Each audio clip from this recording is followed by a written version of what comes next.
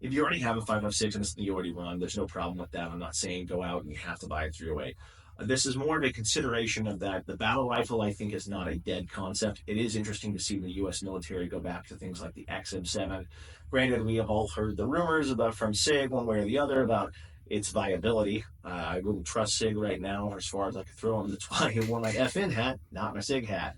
Didn't want you guys to think I actually gave a shit. So, with that, the XM7 is an interesting idea that we're kind of going back to this idea of battle rifles of smaller magazine size, heavier calibers, things like that.